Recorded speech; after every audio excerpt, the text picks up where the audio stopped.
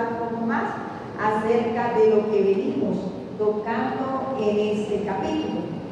Y este capítulo, pues obviamente está en la conexión perfecta con el capítulo 12 que se terminó de desarrollar hace unos días, y es necesario entender el énfasis en el que el capítulo 12 nos sumergió y cómo nos habla exactamente de esa verdad del amor. Hermanos míos, necesitamos encarnar la verdad y la esencia de lo que Dios quiere que nosotros seamos como sus hijos, como su pueblo, como su iglesia, como su cuerpo. Dios es amor. Amén. Y el que anda en Dios, anda en ¿qué? En amor, ¿cierto? ¿Y por qué nos conocerán que somos de Dios?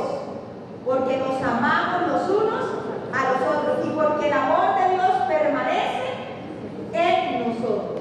Asimismo que todo, de Génesis a Apocalipsis, hay una declaración de la verdad de Dios, de quién es Dios, de quiénes somos nosotros, qué necesitábamos y cómo fue la respuesta de Dios para nosotros. Así que la clave, si pudiéramos hablar de la verdad del Evangelio y de lo que concluye en cómo yo vivo la fe y cómo yo cumplo el Evangelio, se concluye en la ley de ¿qué? Del amor, en la ley del amor. Y es un ejercicio que nosotros debemos, en lo que nosotros debemos volvernos prácticos. Y nadie se vuelve práctico de algo si no lo cree y si no lo hace suyo en su cotidianidad. Así que en el capítulo 13 está el tema de las relaciones con el gobierno, con el prójimo y con la sociedad. Y sigue siendo el tema el amor como la clave de todo. Leamos nuevamente, ¿les parece? Romanos capítulo 13. Lo vamos a leer todos en voz alta. Luego vamos a hacer como unos pequeños subgrupos. Y en esos subgrupos vamos a tratar de manejar algunas. Yo les dije que esta semana íbamos a volver al capítulo 13. ¿Usted lo leyó en casa o lo olvidó? Yo le dije, vuelva a leer en casa. Trate de sacar y extractar las verdades que usted encuentre específicas para usted. Si no lo hizo en casa, lo vamos a hacer hoy de manera pues un poco rápida, o quiero que vayamos temprano para que podamos descansar y mañana volver a estar con todas las pilas puestas. Leamos la palabra del Señor. Recuerden que estamos tomando solo hasta el versículo 10. No vamos a salir de 10. Luego tomaremos la otra semana, nos concentraremos desde el versículo 11 hasta el versículo 14, que tiene una profundidad.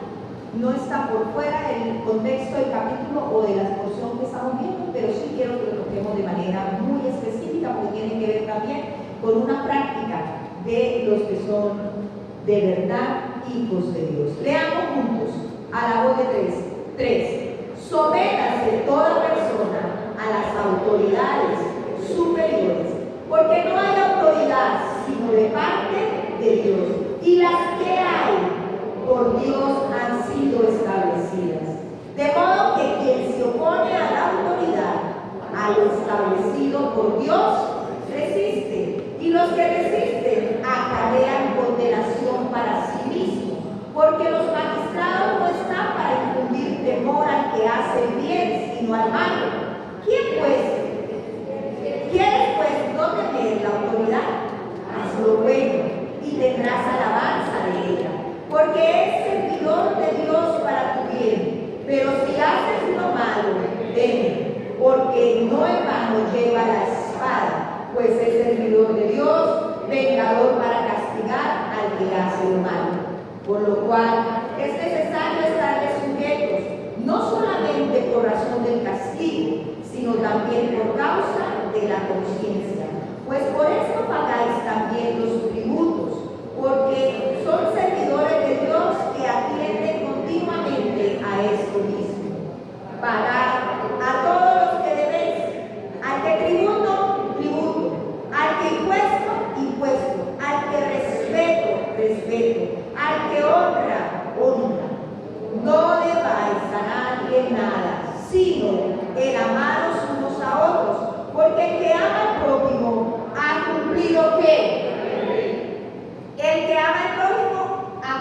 la ley. ¿Cuál ley?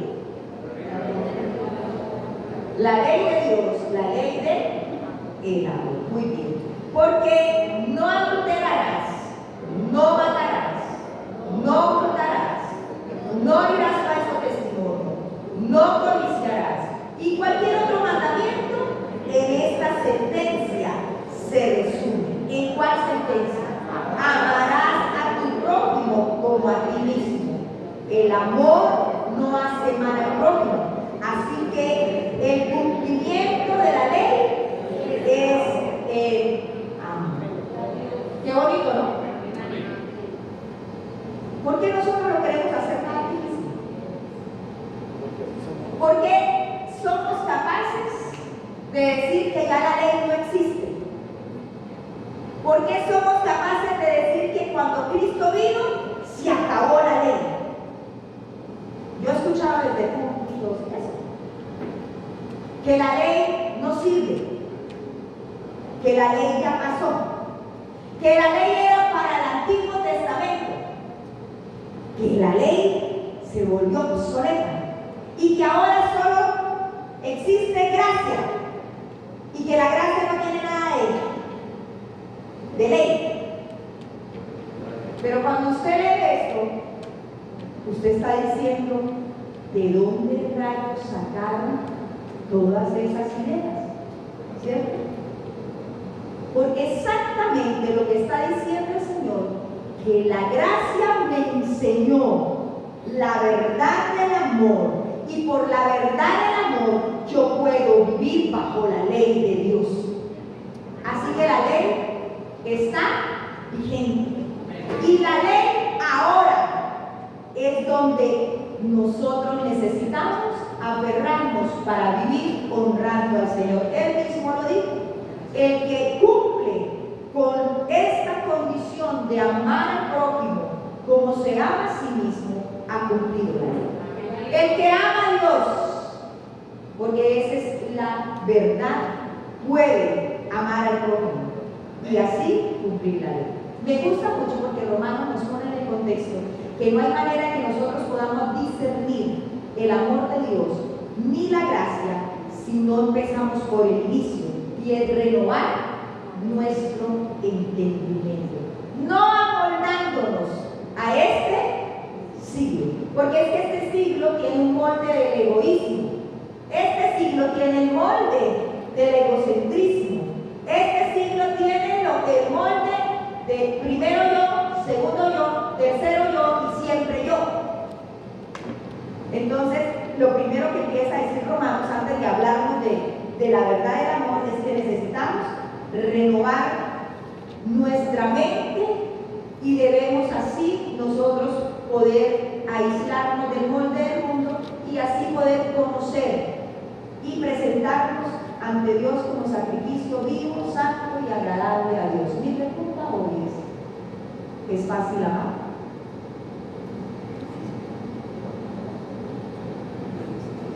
¿Es fácil amar?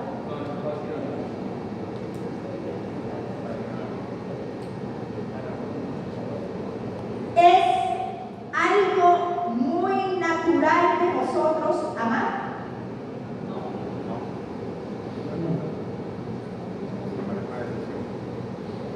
Sin Dios realmente entronado en nuestro corazón, en nuestra mente, no podemos amar.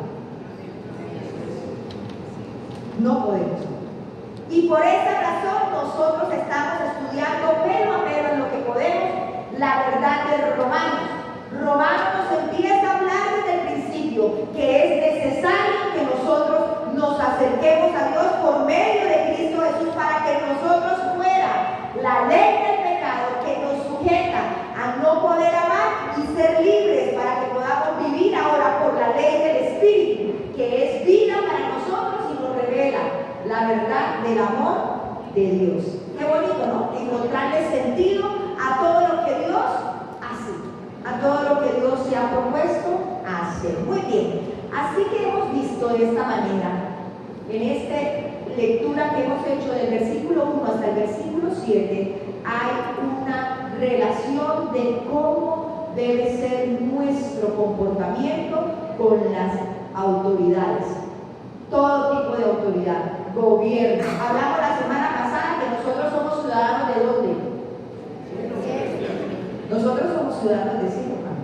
Bueno, los que somos hijos de Dios, somos ciudadanos del cielo. Y un ciudadano del cielo se porta como en la tierra, como todo un embajador, como un representante del cielo. Un ciudadano del cielo no puede venir a quebrantar las leyes de la tierra. Y por eso la palabra nos manda a someternos a toda autoridad. Entre tantas cosas que hablamos la semana pasada, reconociendo que no importa el presidente que tengamos de turno, él es ¿qué? La autoridad. ¿Y qué nos corresponde a nosotros los ciudadanos colombianos? Someternos a la autoridad, respetar la autoridad. Por lo tanto, concluimos que es insensato que cualquier cristiano se ponga a hacer lo que no debe hacer, ni en redes sociales, ni en la calle, ni en ninguna parte. Lo que la palabra nos manda es a orar por nuestras autoridades. ¿Usted ora por el presidente que tenemos? Ore, hermano. La palabra del Señor dice que para que podamos vivir quieta y reposadamente, la fórmula es orar por nuestras autoridades. Nunca dijo la palabra que tenemos que ir a pelear, a hablar mal, a hacerle cacerolazo, a hacerle esto, a hacer no. Memes, no. Chistes malos, tampoco. Oren por los que están en eminencia, para que puedan vivir quieta y reposadamente. Esa es la orden. Y en la palabra del Señor encontramos, la vez pasada estuvimos mirando cómo se levantaron gobiernos podridos, gobiernos perversos, con leyes perversas. Al único que no podemos quebrantar en autoridad es a Dios. Si el presidente dice que nosotros no podemos volver a leer la Biblia, ¿usted qué dice? ¿Le obedecemos, nos sometemos? No. Que nos van a pegar 3 palazos por leer la Biblia. ¿Quién pueda? Los adelanto que voy a ir a leer la Biblia. ¿Sí? Para los tiempos del nacimiento de Moisés, la orden era matar los bebés que iban naciendo, pero las parteras que hicieron, no obedecieron, no se sometieron a la orden.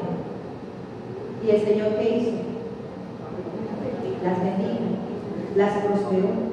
No se sometieron a esa autoridad, porque es que esa autoridad no está sobre el Señor, está bajo el Señor. También vimos que hay cosas que Dios soberano, porque Él sigue siendo soberano. Usted sabe que han habido reinos perversos. Asiria fue un instrumento de Dios para Él castigar a un pueblo rebelde.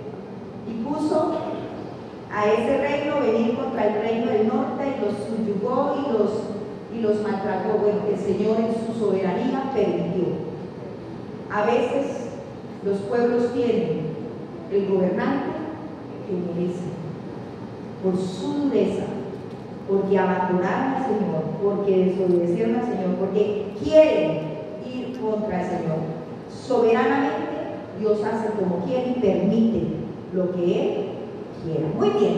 Y luego del versículo 8 al 10 estuvimos mirando la relación que nosotros tenemos con el prójimo. Entonces, ante la pregunta que le hacen a Jesús, ¿qué se debe hacer frente a la verdad de pagar tributo? Y Él dice, reconociendo la autoridad, sí, páguenle al César, en otras palabras, lo que le pertenece al César, pero no se les olvide que a Dios también le pertenece, y tanto a Dios se le debe pagar lo que le pertenece a Él, pero al gobernante también. Esa es la verdad de la palabra. Cristo mismo se sujetó a la autoridad. Cristo mismo, estando en este mundo, siendo el ciudadano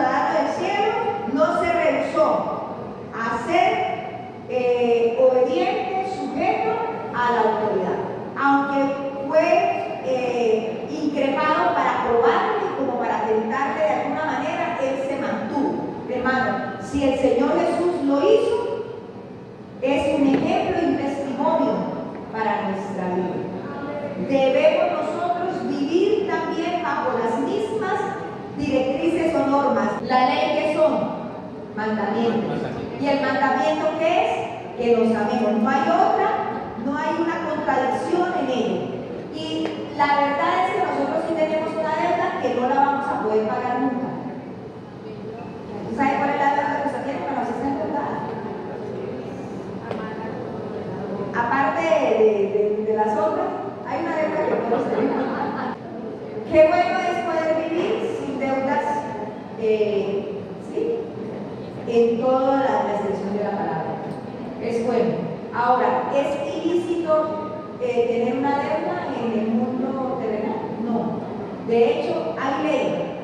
Hay ley para el tema de las deudas, para el tema de los que prestan y para el tema de los que piden prestado.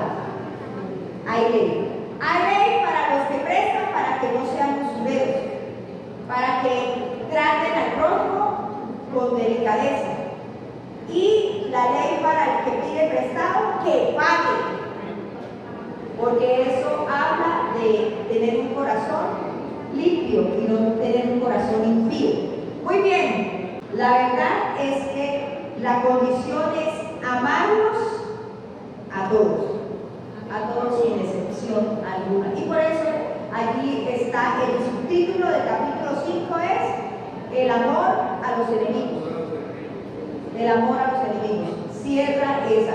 Hermanos, en este capítulo lo que encontramos es 4 principios o 4 órdenes por las que nosotros debemos someternos. Y ya las tocamos la semana pasada, que quiero recordárselas. Uno de los primeros es que todos debemos someternos a las autoridades. Ese es un principio. ¿Y los principios son para qué? Para obedecerlos. Los principios, hermanos, generan orden. Y me gusta mucho porque está conectado con el tema que estamos tratando esta semana. Amén. Si no respetamos los principios, no va a haber orden. Si no nos sujetamos a los principios, hay caos. Y como dijo alguien por ahí, la autoridad se necesita aunque no sea tan buena. Porque si no, yo le decía la semana pasada, si por una semana Barranca Bermeja no tiene ningún tipo de autoridad, ¿cómo se nos vuelve esto?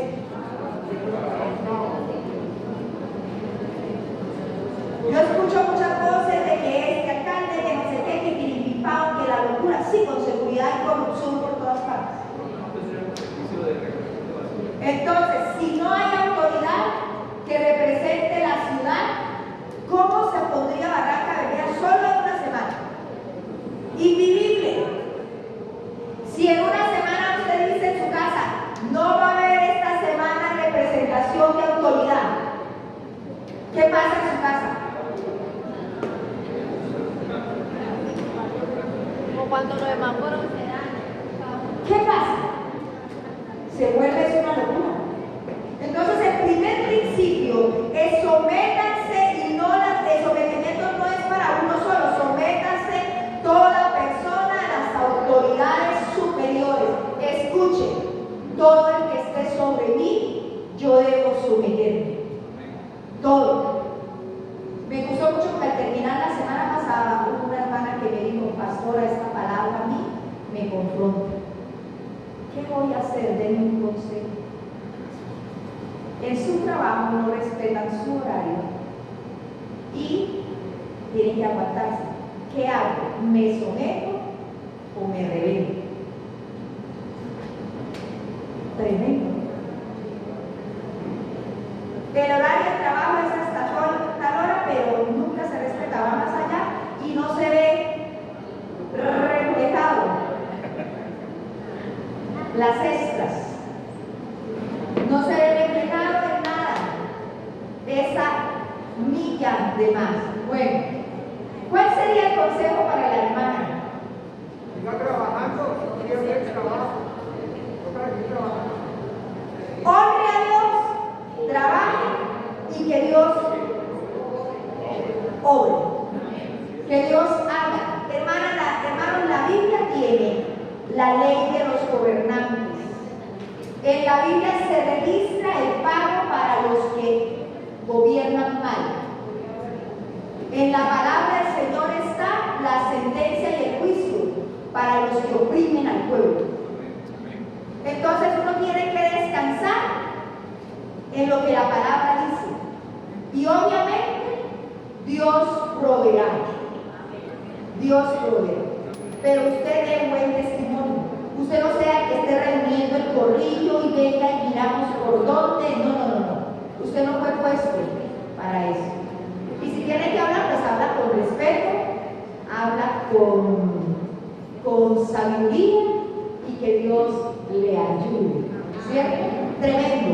Así que todos debemos someternos a la autoridad. ¿Por qué? La primera razón, porque es el principio que Dios ha establecido. Todos debemos someternos a la autoridad. Y ese sometimiento, ¿por qué lo hacemos? ¿Por qué lo hacemos? ¿Cuál es la razón de ese sometimiento? Porque Dios es el que establece la autoridad. Porque la segunda razón es porque el que se rebela contra la autoridad se rebela contra ¿quién? Contra Dios.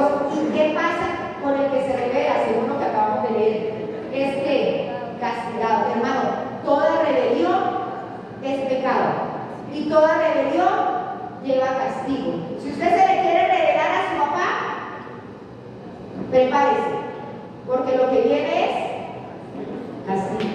Si usted se quiere revelar, escuchen, esposas, a mí aquí me cuesta a veces, porque yo no quiero herir susceptibilidades ni yo soy machista, pero la palabra dice eso. La mujer que se quiere rebelar contra el esposo que está en el orden de Dios, pues está actuando mal. Muy mal. Porque a la mujer le mandó el Señor a qué? A someterse. No quiere herir susceptibilidades, pero ¿qué voy a hacer? ¿Voy a ir yo contra la autoridad de la palabra? No puedo. Ahora, si es un hombre que no vive bajo el temor de Dios, la está maltratando, la está poniendo en riesgo, bueno. Para eso hay una autoridad. Por eso es que todos debemos estar bajo el principio de Dios. Si el Señor nos manda a someternos a la autoridad gubernamental, gracias, hermano. La primera autoridad a la que nos estamos sometiendo es a Dios, y eso es un principio divino. Entonces, la primera razón es porque Dios es quien establece la autoridad. Segundo, porque el que se revela contra la autoridad se revela contra Dios y será castigado. La tercera, para tener una conciencia libre de culpabilidad y un corazón libre también de todo temor. Y la cuarta razón es porque se supone que los gobernantes, se supone que la autoridad está para el servicio. Hermanos, y aquí quiero hablarles a todos. Si el Señor a usted lo ha puesto en autoridad en su casa, varón de Dios, usted está para el servicio y para proveer el bienestar de los suyos. Para eso es. Si usted es autoridad sobre sus hijos, usted está para servirle al Señor administrando la vida de sus hijos con sabiduría, sirviéndole a Dios. Esa es. Lo mismo la mamá y los hijos también tienen que estar en el entendimiento de por qué Dios da la autoridad. Hermano, si usted está como autoridad de Dios en su casa, es su responsabilidad que en su casa se viva bajo el orden de Dios. Y por esa razón usted tiene que conocer a Dios, vivir bajo el orden de Dios, sujeto a Dios, obedeciendo a Dios y haciendo que los suyos también amen, sigan, sirvan y respeten a Dios. Ese es el orden, esa es la línea. Y por esa razón Dios entonces deja a unos en autoridad sobre otros. Y todo está diseñado para que nos sirvamos los unos a los otros en el temor a Dios. Eso se llama orden.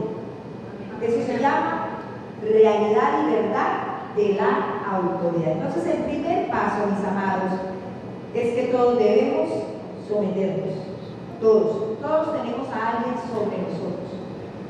En la iglesia, usted, si es líder, usted no está para subyugar a los hermanos, usted está para el servicio de Dios y del bienestar de los hermanos. ¿Cierto? Para eso estamos los pastores, para el servicio a Dios y para velar por el bienestar de los hermanos, de las ovejas. Yo en el culto de oración no pude más que pedirle al Señor que me diera sabiduría, porque yo dije, Señor, yo no sé cómo cuidarlos. En mi humanidad, no sé. Es más, esto no es mío, esto es del Señor. Y yo le decía, Señor, ayúdame, dame tú el alimento, dame tú, oh Dios, la habilidad, la capacidad para cuidarlos, para alimentarlos, para rodearlos, para defenderlos. ¿Eso hace un qué? Un pastor. No para subyugarlo, no para apropiarme. Hermanos, ustedes no son míos, ustedes son de mi Señor. Ustedes no son de mi propiedad. Por lo tanto, ni yo tengo sobre ustedes un poder para manejarlos y para decirles no. Yo tengo una responsabilidad ante los ojos de mi Señor al servirlo a Él, cuidarlos y tratarlos bien a ustedes. Ese es mi deber. Esa es mi tarea. Y en el cuidado y en el alimento no será mi alimento, será el alimento de Él. Porque yo pudiera negociar el alimento y dar un alimento que a mí me parece más rico. Pero si es el alimento de Él, es el apropiado para cada uno de ustedes y para mi misma vida.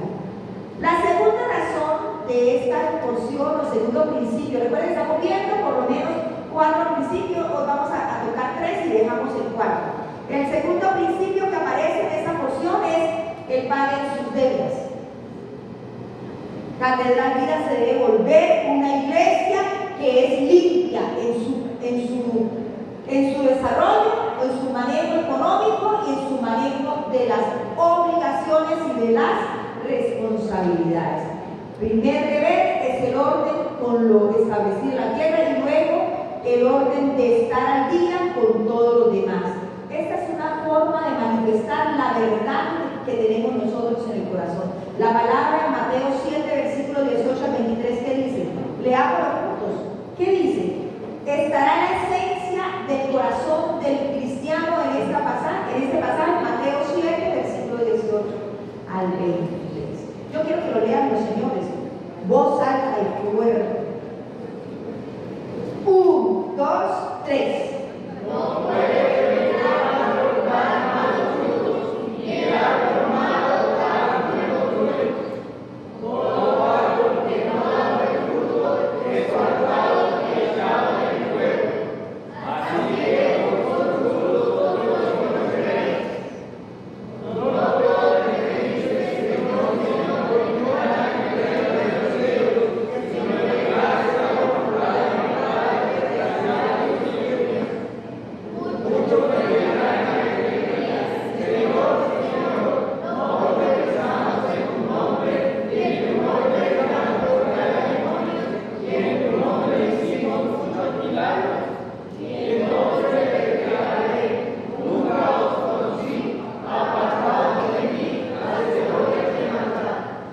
Hermanos, este capítulo entra en lo que el Señor dijo que tenemos que hacer.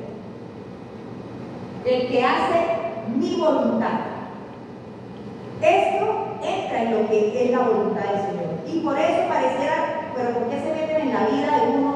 No, el Señor se nos metió en la vida enteramente. Yo no sé si usted no se ha dado cuenta, pero es que el Señor no llegó para buscar un ladito y mejorarnos en un ladito y él acomodarse en un ladito. No, el Señor vino, irrumpió y se entronó totalmente. Y entronó, puso su reino en la economía, en los sentimientos, en la fe, en las relaciones interpersonales, en las relaciones comerciales, en las relaciones de todo tipo. Porque el Señor viene y se entrona completamente. Hermano, el Señor no quiere mejorarnos áreas de nuestra vida. Si usted ha escuchado eso, bote esa basura. El Señor vino a transformar. Él no vino a traer una información, Él vino a traer transformación. Y la transformación es un cambio radical. No es un cambio o pequeños cambios, porque el Evangelio hoy se trata como que el Señor quiere hacernos pequeñas mejoras. Qué cosa tan vacía, tan diabólica. Es diabólico eso. Porque el Señor no fue a la cruz como empezó hoy nuestro culto, reconociendo la obra del Señor. Lo que le costó al Señor. Lo que le costó al Señor, su salvación y salvación. Para que nosotros lo reduzcamos a pequeñas cosillas. Para Él poder tener un lugarcito allá, un poquitico, en nuestro corazón. Eso es lo más diabólico que hay sobre la tierra. El Señor vino a cambiarlo todo, a trastornarlo todo y a darle una vida totalmente ¿qué? Nueva. Por eso es que cuenta que nosotros venimos rotos, no hermanos, nosotros venimos muertos. Y a un muerto no se le ponen remiendos, a un muerto se le resucita. Vida nueva o nada. Y tengo que afirmarlo, hermano, porque hay mucho de esa basura por todas partes. Pero demasiado, es asombrosa la cantidad de basura que hay. Nosotros llegamos al Señor en necesidad total. El Señor no remienda las sillas, el Señor cambia corazones. Él no dijo, les voy a remendar su corazón lastimado. El Señor dijo, y les quitaré ese corazón de piedra y les pondré un corazón nuevo, un corazón de carne. No tiene lógica en esto de cosas. Porque el Señor lo hace todo completo. Él lo hace todo completo, Él lo hace todo nuevo. Y cuando usted ve el libro de Romanos, lo que está declarándonos es una nueva vida en Él, una nueva vida en el Espíritu, una vida totalmente transformada, cambiada. Por eso cuando se habla del amor en el capítulo 12 y en el capítulo 13, parece un amor de otro mundo. Sí, porque es el amor de Dios. No es el amor de este mundo. El amor de este mundo dice que usted pobrecito, pero el amor de Dios dice que no, que usted y yo necesitamos ir al nivel de entendimiento del amor de Él. Esto ríe muchas veces y no con que nos incomode, con que no nos hallamos. Pero hermanos, el que ha recibido el amor de Dios permanece en su amor. Aunque las circunstancias no sean cómodas en esta tierra, usted recuerde que usted está de paso por esta tierra. Y no pueden estar instaladas las ideas de esta tierra en su corazón. Pareciera que estuviéramos viviendo en su isla la fantasía. En su isla la fantasía viven los que quieren vivir de la mano en el mundo y con el Señor. En esa fantasía sí se van a quedar, porque Cristo viene por lo que es de Él y lo de Él es completamente y para siempre. No es un pedazo de Dios. Amados, ¿cuáles serán las deudas entonces que menciona aquí el apóstol? Nosotros, me gusta mucho porque habla de la parte económica, pero también dice cuáles serán las deudas. Dice, al que respeto, respeto, y al que honra, honra. ¿Cómo nos falta? ¿Cómo nos falta? Mis muchachos lindos y mis niños. Ustedes no respetan porque los que estamos más grandes tampoco respetamos. ¿Sí? Es la verdad. ¿Cómo aprende un muchacho a respetar? Viendo un modelo de respeto. Pero eso lo fuimos perdiendo poco a poco lo fuimos perdiendo. Entonces las nuevas generaciones ni saben qué es respeto. La palabra dice que al que respete hay que darle respeto. Vivimos en una sociedad muy respetuosa y necesitamos nosotros como pueblo de Dios volvernos gente que respeta. Respete el semáforo, respete al anciano, respete al que está sobre autoridad suyo, respete al muchacho, respete al niño, respete, hermano. Hay que respetar, esto no lo comemos así, lo pasamos de largo. Bueno, yo no quiero porque es que la Biblia sí enfatiza en esto, es necesario. No respetamos a Dios. Y si no respetamos a Dios, ¿de ir para allá? ¿A quién? Una de las cosas que necesitamos trabajar, y yo le doy gracias a Dios por usted, que usted se está esforzando y lo está haciendo bien. Sígalo haciendo, hermano. Respete al Señor, respete el tiempo del Señor, respete el culto, respete el templo, respete todo lo que tenga que ver con el Señor, respételo, por favor.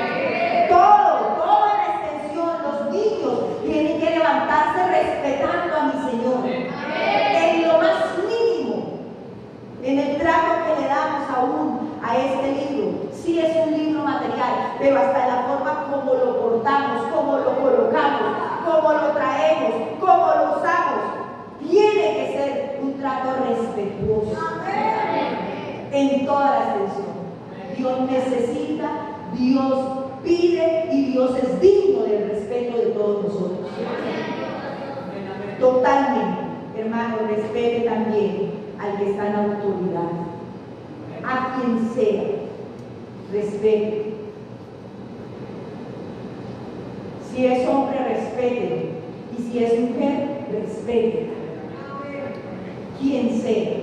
La palabra del Señor dice: y al que le debamos honra, hay que honrarlo. ¿A quién? Usted pudiera en las Escrituras, busque dónde dice las Escrituras y a quién se debe honrar.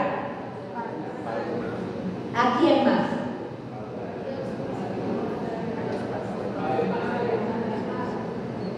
Todo, hermano, toda la línea de autoridad está demandada, la honra. En Proverbios, vamos a leer Proverbios 16:31 y luego el 20:29 de Proverbios. ¿Qué dice respecto a la verdad de la honra? Proverbios 16:31 y Proverbios 20:29. Dice: corona de honra en la vejez, que se halla en el camino de justicia. Corona de honra en la vejez, hermano. Necesitamos aprender a honrar a los ancianos. ¿Qué dice Proverbios 20:29? En el caso de hoy día, que ya estamos canosos muchos, la gloria de los jóvenes es su fuerza y la hermosura de los ancianos es su belleza. Hermanos, nosotros tenemos que volvernos una iglesia que honra las canas. Pensando porque tenemos por todas partes canas. Eso hay que volverlo una ley. Respetarnos los unos a los otros, honrarnos los unos a los otros. Debe hacerse, hermano. Y una de las formas como yo respeto es amando al otro como me amo a mí mismo. Yo no puedo respetar a otro si yo no logro verlo con los mismos ojos que el Señor dijo que teníamos que vernos los unos a los otros. Muy bien, entonces el amarnos es una deuda. El amarnos es una deuda. Buscar, pues, entonces, esa verdad como el tercer principio. El primer principio es someternos todos a la autoridad. El segundo es paguen sus deudas. Y el tercero, asuma su deuda impagable. Y es la deuda de amor. Del 8 al 10. Quiero que entendamos, mis amados, que ciertamente no está condenando la palabra el tema de vernos en la parte material. Y yo le decía que en Éxodo 22:25 habla de la ley de los préstamos, que en Deuteronomio 23:19 al 20 se estipuló que entre los mismos judíos se podían prestar dinero, pero nunca el que prestaba dentro del mismo pueblo podía cobrar intereses a su hermano. Eso está estipulado. ¿Tenemos algún prestamista entre nosotros?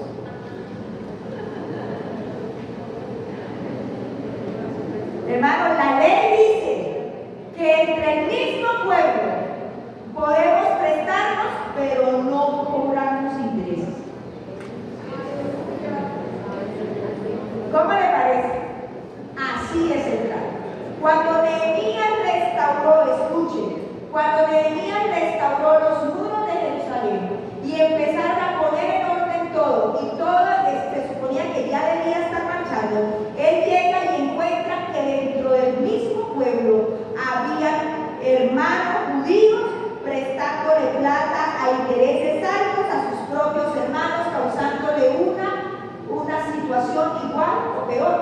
que cuando no tenían los muros. Y eso trajo problemas. Le tocó a Nehemías sacar la ley de Dios para organizar ese templo. Nuestra deuda de amor, hermanos, es con todos, y aquí quiero hacer un énfasis especial. La iglesia de Cristo no ama selectivamente. Eso es diabólico. Que usted ame selectivamente es perverso. Me explico. Que usted ame con los que usted se junta en corrido y a los demás no los ama igual, está mal, pero muy mal. Usted y yo debemos amarnos por igual. Por igual. Si usted ama al hermano que es de su misma edad porque le gusta el mismo fútbol, porque, bueno, hacen lo que, bueno, pues usted tiene que amar al hermano que no le gusta el fútbol. Esa es la otra. Si usted es capaz de ser generoso con un hermano, tiene que ser generoso con todos. De acuerdo a las necesidades. Porque el amor no es selectivo. No busca lo suyo. Dice, ciertamente, no es selectivo, hermano. Nosotros como iglesia, como cuerpo de Cristo, debemos amarnos los unos a los otros por igual. Y yo quiero llamar la atención, porque sí he visto en medio de nosotros esa forma selectiva de amor, incorrecta. Incorrecto. Eso no está bien.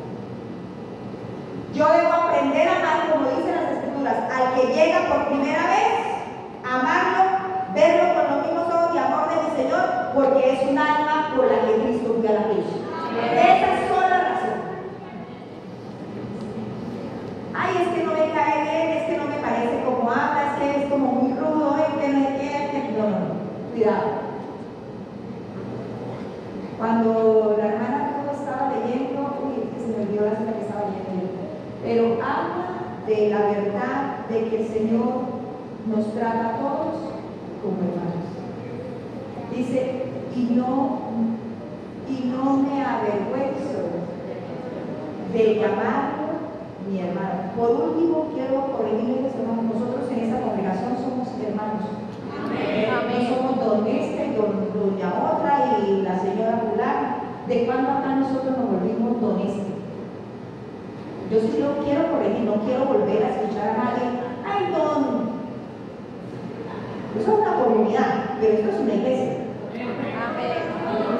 Si usted no es capaz de decir hermano a su hermano, discúlpese, entonces usted no es hijo del mismo padre. Eso es lo que leyó la hermana en Hebreos. Discúlpese, si usted no es capaz de decir hermano a su hermano, pellizquese. Sí, pellizquese. Sí, pellizquese, porque es que a mí me asombra eso. Ay, don fulano, doña fulana. Sí. ¿Qué es esto? Porque ni siquiera nos estamos conectando con la verdad de que somos hijos, hermanos. ¿Somos hermanos o no somos hermanos? Amén. Si Cristo no se avergüenza de llamarnos sus hermanos, porque a nosotros nos da como cosa. A mí por ahí en la calle los niños, ¡pastora! Claro. Pero yo a veces encuentro hermanos que yo no sé si madre.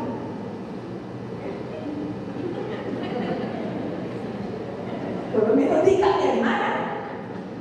A mí pueden decir hermana, a mí no me molesta. Pero ¿por qué se ponen como grifos? Hermanos, porque nos falta entender que nosotros sí nos debemos los unos a los otros. Amén. Y hay una deuda para con todos. Quien ama al prójimo ha cumplido la ley, dice la palabra del Señor. Así que, volviendo al tema, recordemos el tema de la ley.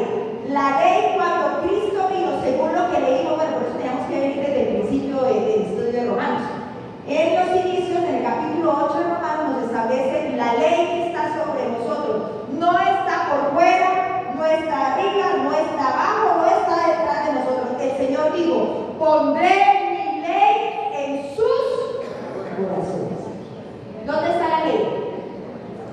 Y por eso se trata del tema del amor.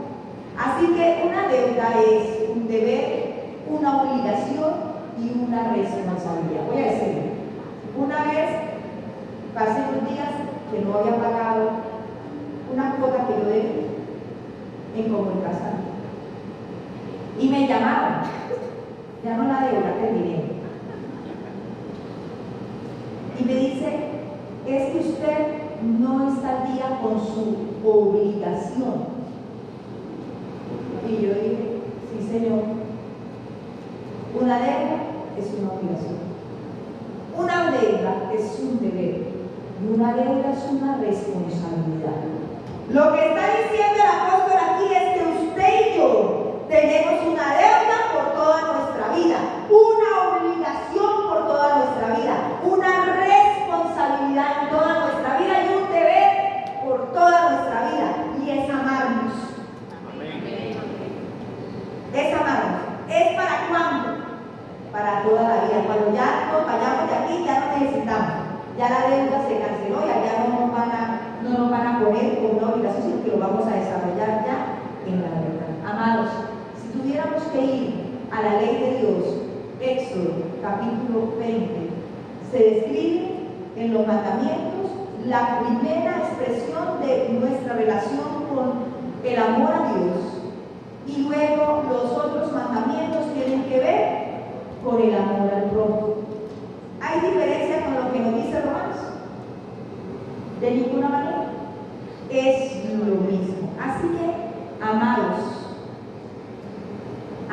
del Señor, nosotros debemos aprender a vivir en amor. Escucha, en la casa se debe vivir el amor de Romanos. Uy, no, pero es que mi esposo es tan difícil. No, hay que amarlo con el amor de Romanos. Es que mi hijo es tan difícil. Hay que amarlo con el amor de Romanos. Recuerde que es una deuda que tenemos. Pero recuerde que el amor no hace nada indebido. Y resulta que en la casa no tiene que amar solamente la mamá, tiene que amar todos. No tiene que amar solo el papá, tiene que amar todos. No solo tiene que amar los hijos, tiene que amar todos. Entonces, si el hijo ama, no hace nada indebido. Si el esposo ama, no hace nada indebido. Si la mujer ama, no hace nada indebido. Porque dijo aquí la palabra, versículo 10, el amor no hace mal al prójimo, de ninguna manera. Hermanos, en la casa debemos vivir este amor. En la iglesia, en el entorno de relación de nosotros tenemos que vivir este amor.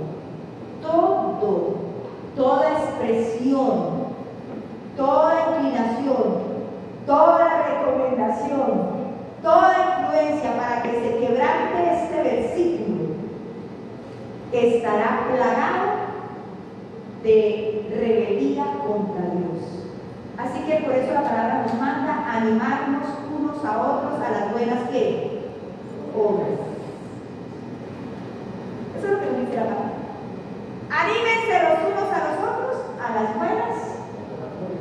Y la buena obra es amar. Es hacer la voluntad del Señor. La próxima semana abordaremos 3, 11, 12, 13 y 14 de este capítulo 13. ¿Cómo está su amor? ¿Cómo está el cumplimiento de la ley y de la voluntad de Dios? Si se resume todo en amar a Dios y amar al prójimo como nos amamos a nosotros. Con honestidad, ¿usted está amando a todos los hermanos de Catedral Viva? ¿O está buscando el momento para tirar el amor no es desleal? El amor es leal, es limpio.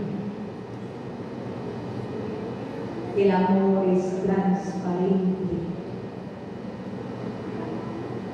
el amor no hace nada indebido. Me gusta cuando me encuentro con la palabra, porque la palabra lo que hace es entrarme y removerme y me hace cuestionar si lo que estoy pensando y si lo que estoy diciendo, ¿quién me lo está produciendo? Hay momentos como que uno no quisiera soportar, como que hoy no amanecí con ganas de aguantar. Pero cuando usted se pone y piensa, esto que yo estoy sintiendo, ¿quién me lo está? ¿Sí? ¿De dónde está naciendo?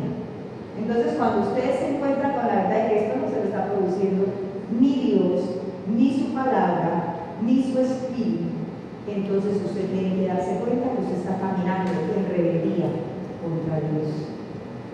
Cuando el Señor nos habla una y otra vez de lo mismo, es porque estamos necesitando con urgencia corregir, prepararnos o equiparnos.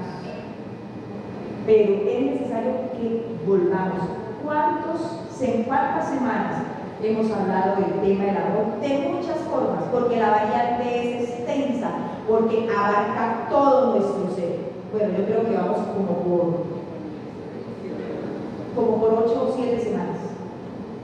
Mi pregunta es, ¿cómo va usted con ese tema del amor? ¿Se está ofendiendo con el amor?